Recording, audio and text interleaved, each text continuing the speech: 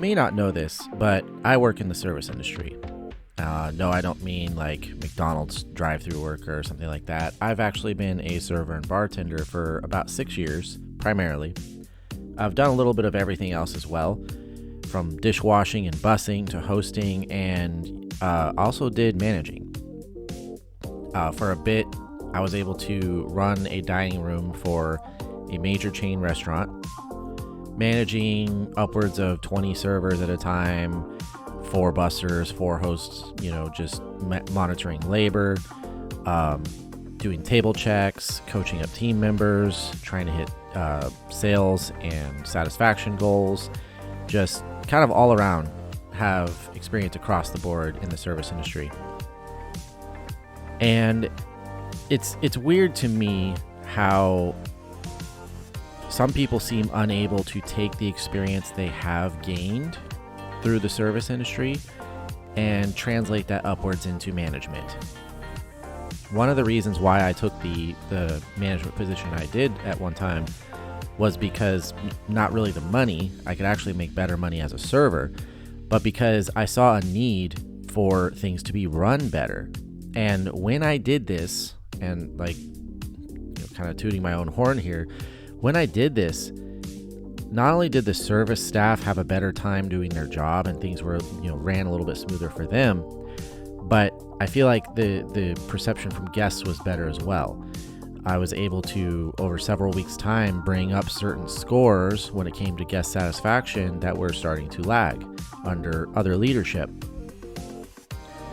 So to me, it seems like a natural progression. You go from doing the jobs like server, bartender, etc., and if you go into management, you should be able to take the experiences you have and the know-how and the knowledge you have of what things work and don't work to help the crew that now works underneath you and improve everyone's lives across the board. And when you do that, when you have a healthy staff, people that feel like they're empowered to do their job correctly and take a little bit of stress off of them, they're going to do a better job for you when it comes to your guests.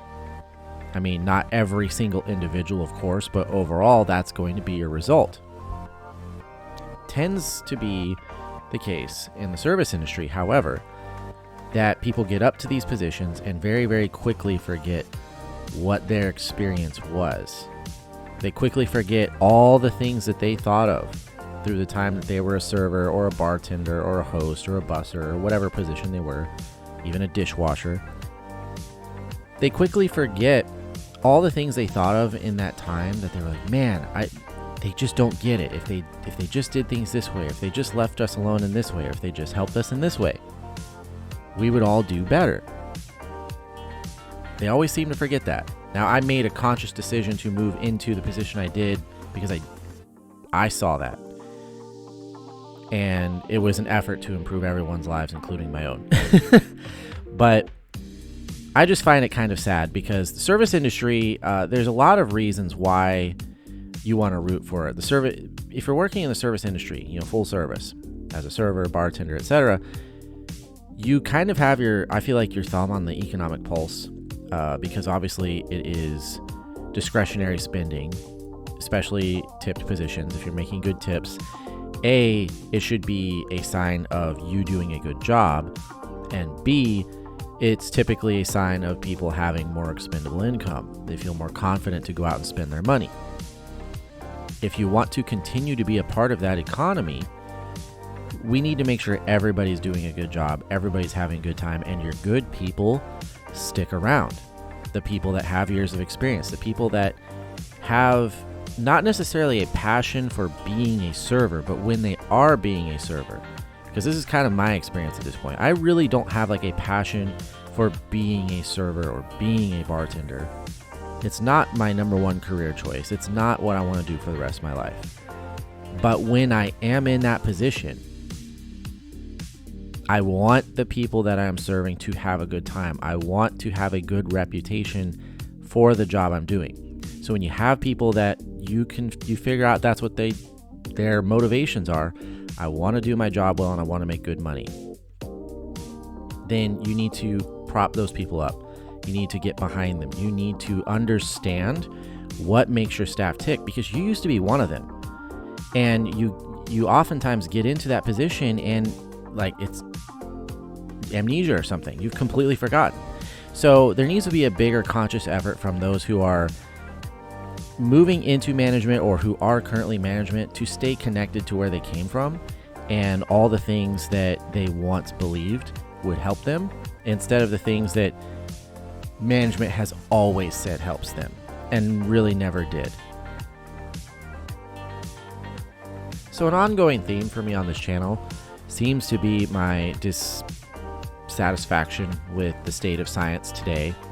I've talked before about cosmology and astronomy and quantum physics and all those sorts of things, but I'm also bothered by a weird trend I see in evolutionary sciences, or paleontology in particular, where apparently now birds are dinosaurs. Which, of course, if birds are dinosaurs, my question is, how are lizards not dinosaurs? How are alligators not dinosaurs? Crocodiles, turtles, etc.? The fact is, they're not. Alligators and crocodiles and sharks and turtles and such have basically existed almost completely unchanged since the time of dinosaurs. So they're not dinosaurs. Birds, avians, share common ancestors with some forms of dinosaur. They are not dinosaurs themselves. The dinosaurs went extinct like 64 million years ago, or whatever it is, 65 million years ago. If the dinosaurs went extinct, then nothing today is a dinosaur, because they died. They don't exist. But things that exist today may have existed alongside dinosaurs and may have evolved alongside dinosaurs with a common ancestor. A velociraptor or a T-Rex didn't just suddenly exist as a velociraptor or T-Rex. They evolved from something, and further down the line, they were less adapted, lesser in size, probably less perfected for their environment, all these sorts of things. And obviously, they weren't as prolific. Dinosaurs went on to become basically the most dominant creatures to ever exist on this planet. Avians and reptiles, and this is interesting because there's a Isaac Asimov book I read a long time ago that was about evolutionary biology, and he explained it. Basically, everything came from amphibians, and amphibians evolved into reptiles, and then reptiles and avians were related to some degree, but all these things slowly but surely branched off from each other as genetics, the power of genetics, tried to find its way, tried to find the paths of least resistance and the most success.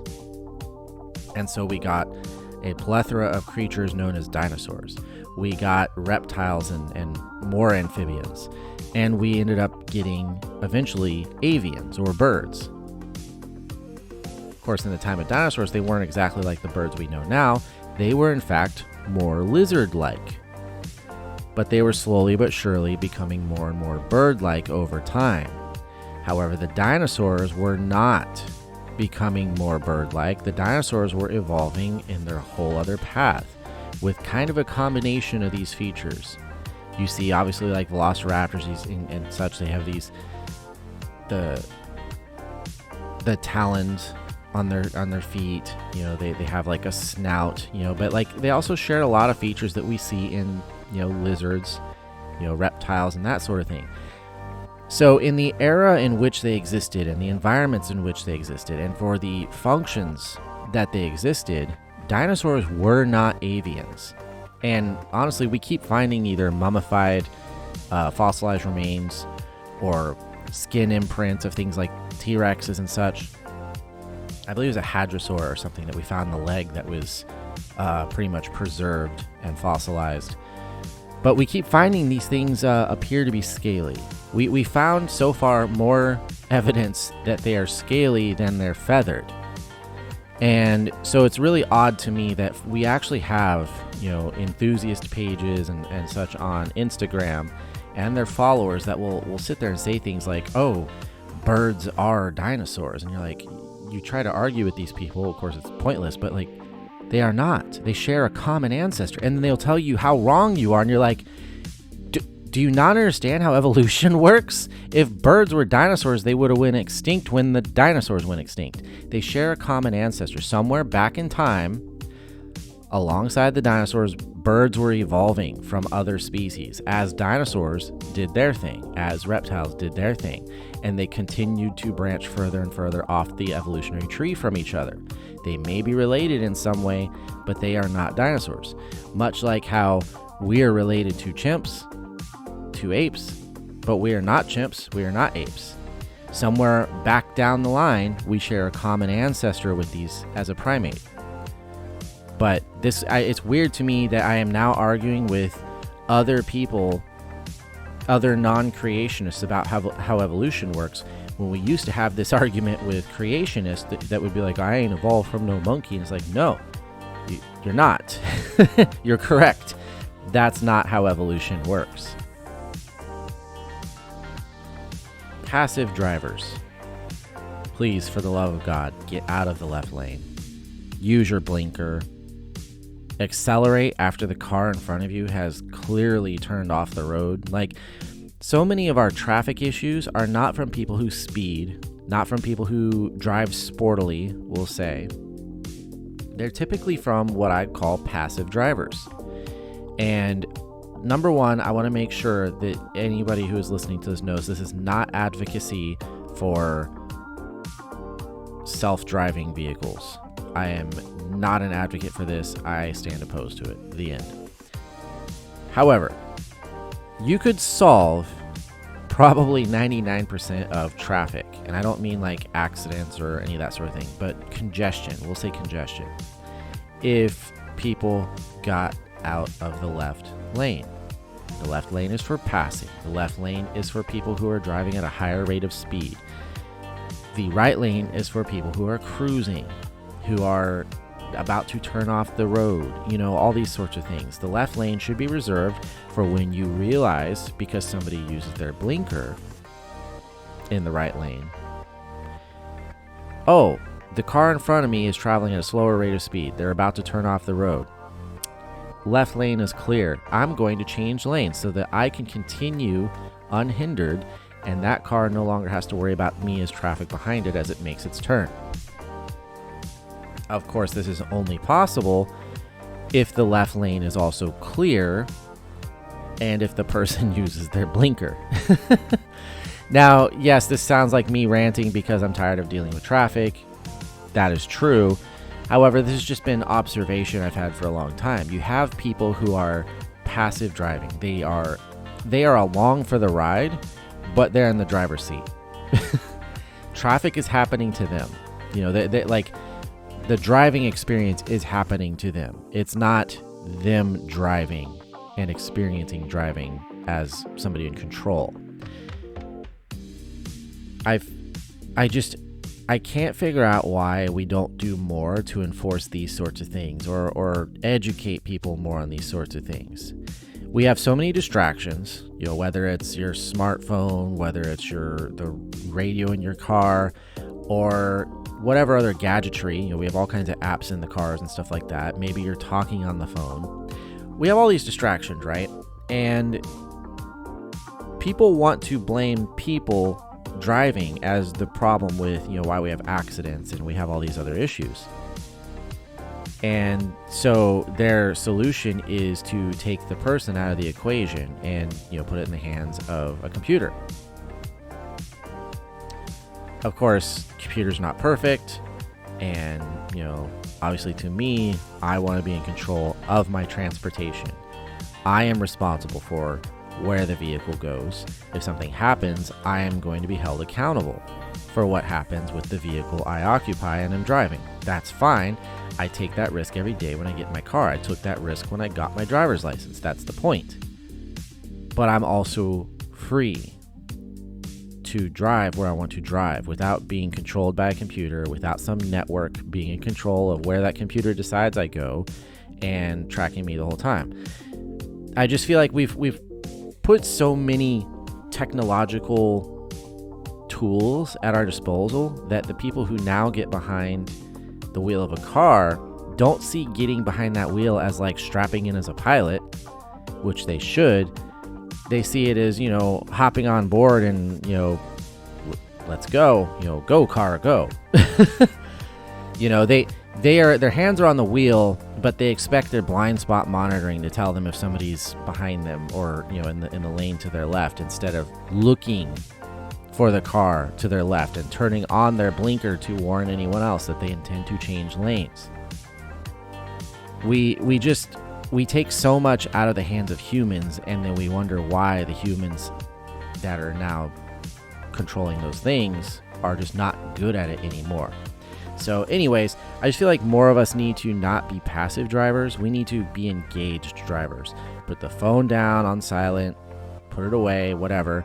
I don't care if you listen to some music. Music's great. I jam out when I'm driving. But I pay attention to what's going on around me. I get in the left lane when I'm intending to go fast. I get in the right lane when I'm not intending to go fast. I use my blinker. These are very simple things that not only will they save everyone a lot of frustration, but they might save a lot of lives as well. Thanks again for checking out Weekly Takes. If you enjoyed this minicast, please subscribe to the channel for more. Check out the playlist for past episodes. Leave a like, and if you have anything to say, any feedback, definitely leave a comment, and we'll see you next week.